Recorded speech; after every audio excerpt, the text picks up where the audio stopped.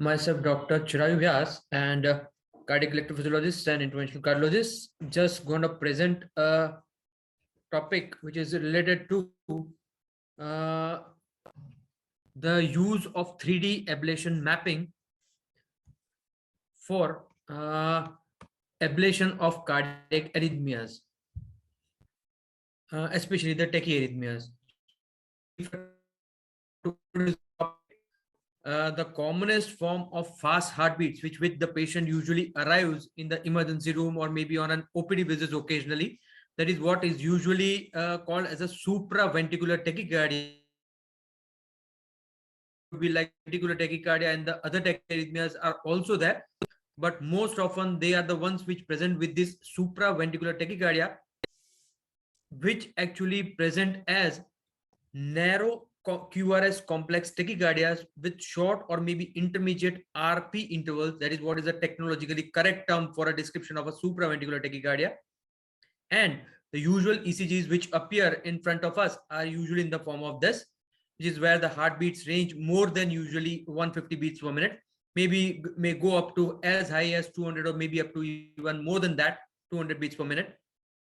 So for that, looking at the hemodynamic stability, usually they are treated with certain forms of intravenous medication boluses, and very rarely with maybe DC cardioversion shocks.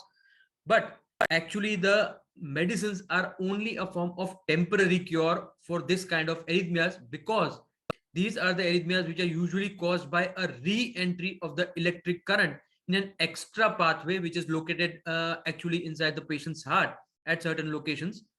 So a permanent cure of this form of abnormality is what is called as electrophysiology study and ablation, which is where looking at the electrical signals by introducing catheters, which are actually long tubes, which is what they're usually introduced from the groin area, the femoral artery and the femoral vein, and very rarely from the subclavian or the internal jugular vein. This is how they enter the heart's chambers and the different great vasculatures, including the vena cava and the other aorta and the other arteries. This is how actually these catheters enter these places, and these catheters are then connected to an electrophysiological system outside, which is where the signals which are appearing on that system, this is what would locate the extra pathway, which is what is causing the re-entry of the electric current inside the heart, which is the main mechanism by which this heartbeats go very, very fast. So that is what I showed on the ECG in terms of that supraventricular arrhythmia, which is the commonest form of supraventricular tachycardia, which is a AV nodal re-entrant tachycardia. That is what the ECG was, the prior ECG. So here is the cath lab demonstration of how we usually enter the groin area by just giving a local anesthesia, anesthetizing the skin, and usually entering through a needle by Seldinger technique, and introducing the long tubes, the catheters, which are they called as, which is what ultimately arrive the heart and the great vasculature, gradually guided by the fluoroscopy screen, which is where this is basically the documentation of the intracardiac electrogram. We usually see the ECGs, which are usually placed, the needle, I mean the electrodes are usually placed outside the body. So this is what is demonstration of the electrical conduction system of the heart from outside. So if at all you want to have a detailed look at the electrical conduction system in a way, then that is the only way which is achieved by intracardiac evaluation of these electrograms, which is called as this electrophysiology study. Here is what in the picture you can see the ECG demonstrating the P and the QRS complexes, but actually the catheters which are placed through the femoral artery and vein into the heart chamber, this is where they're going into the high right atrium, the His bundle electrogram, and the right ventricle, which is where they're demonstrating the atrial electrogram A, the His bundle electrogram, the H, and V being the ventricular electrogram. So in detail, they're showing the electrical conduction system of the heart in terms of the parameters as to how they are measured, the baseline parameters, and as also those which would be revealed on stimulation protocols. So ultimately, these are the ways by which the heart is entered by these catheters, and the arrhythmia source of origin is localized as to what area of the heart, any focus or an extra pathway is causing these heartbeats to get going so fast. So this is what is the localization of the cause of arrhythmia, which is helped by this electrophysiology study. So actually, if at all we are going through the commonest arrhythmia as the first ECG showing the supraventricular tachycardia, the commonest one, the AV nodal reentrant tachycardia. But actually, what's the fact in today's cardiac electrophysiological world? That most of the electrophysiologists would use the even higher version of mapping system, which is called as a 3D mapping system for very complex ablations, especially in tachyarrhythmias, which would be like atrial fibrillation, atypical right atrial flutter, a left atrial origin tachycardia, and especially the ventricular origin arrhythmias, the ventricular tachycardias. So especially these are the ones which would be done by most of these ablations would be performed correctly even without these 3D systems by experienced operators, but usually they would be preferred in 3D mapping systems. So these are the arrhythmias especially likely to be dealt with in a much better way by the 3D systems. So currently only three major systems are there in the market and widely used by the medical community. These are the ones in terms of their names. They would be a Carto system as manufactured by the Cordis Webster as it was known as earlier, and now it is called as the Johnson and Johnson system. The Ensight Navic system, especially by St. Jude Medical, and the third one, the Rhythmia system by Boston Scientific. These are the systems which usually give us the 3D mapping technology for electrophysiology.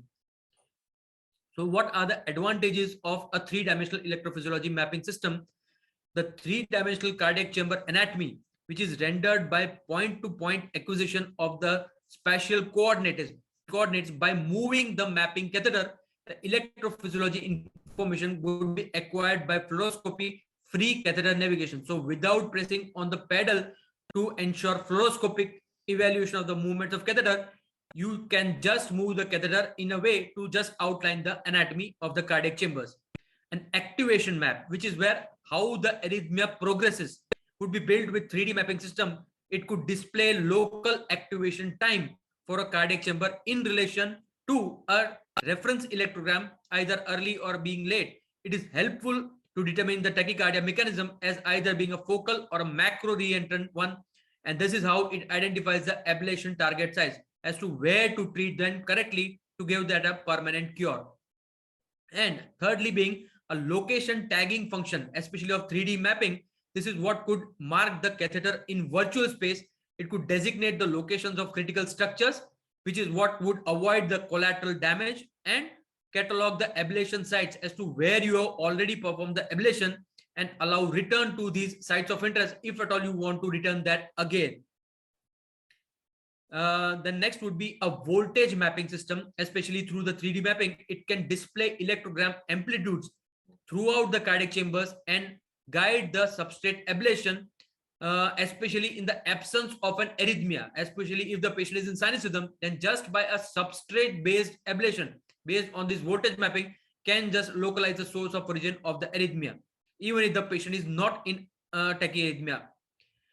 An isochronal color-based 3D system map would depict all the points with an activation time within a certain range with the same color, which can assist in visualizing the direction of wavefront propagation, as I told earlier, and indicates the local conduction velocities.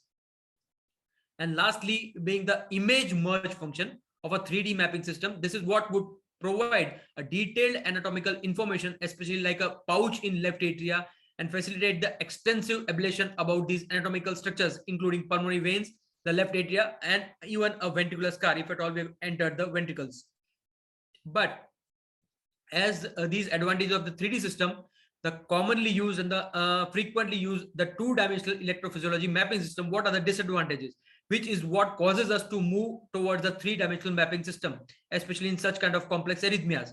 An extensive fluoroscopic exposure to the patient as well as to the operator is the main reason of a 2D electrophysiology mapping system, which is the main disadvantage.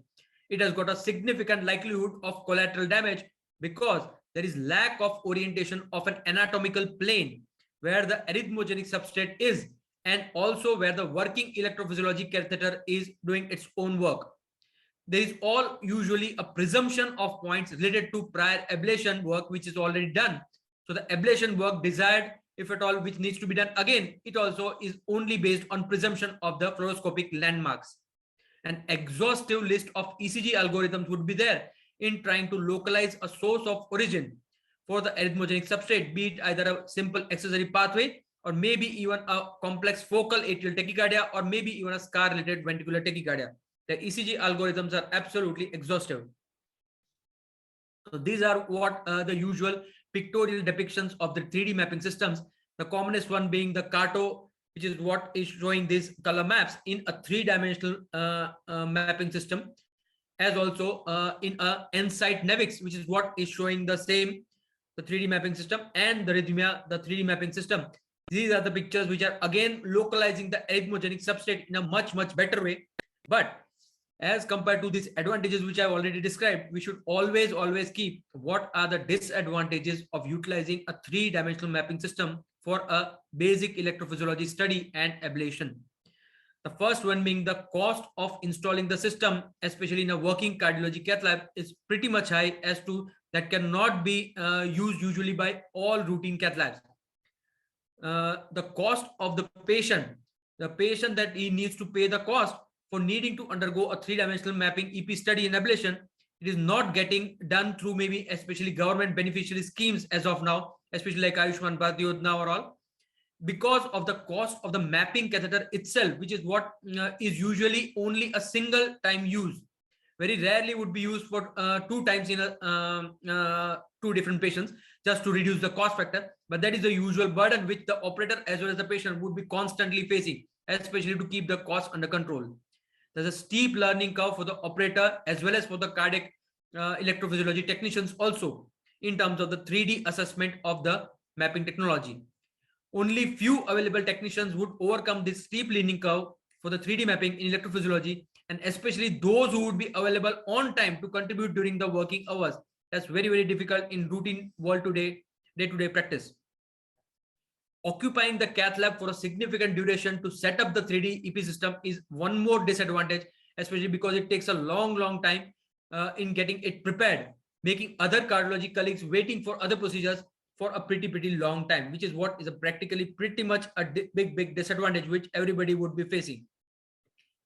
Then a tachycardia should be sustained, or especially most importantly tolerated enough to allow an activation mapping if at all we want to do that.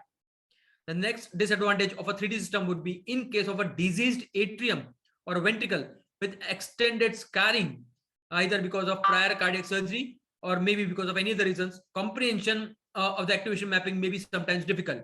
To date, cryoablation for atrial fibrillation does not combine with a 3D mapping system, which may render the cost of procedure excessively, and it is performed with fluoroscopy only. Most importantly, symptomatic recurrences of tachyarrhythmia are documented even after 3D EP study ablation, especially in atrial fibrillation or especially post-congenital heart disease surgery, left atrial tachycardias.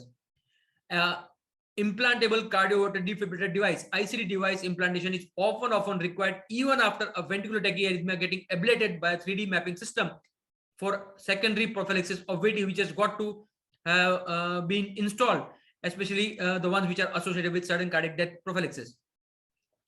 So 80% of the commonly encountered supraventricular tachycardia mechanism being atrioventricular nodal tachycardia, the first ECG that I showed, which is what in 99.99% of the cases could be safely and easily dealt with by ablation in conventional 2-dimensional electrophysiology mapping systems. This is what we need to understand.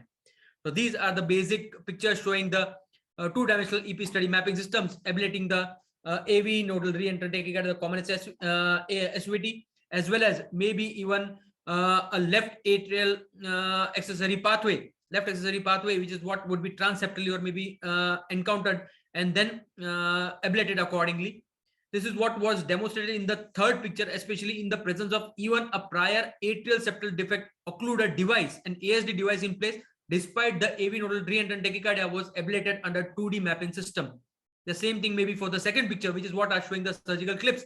That was a patient who had undergone a surgical open heart surgery, and despite that fact was pretty much easily dealt with in a 2D electrophysiology system mapping.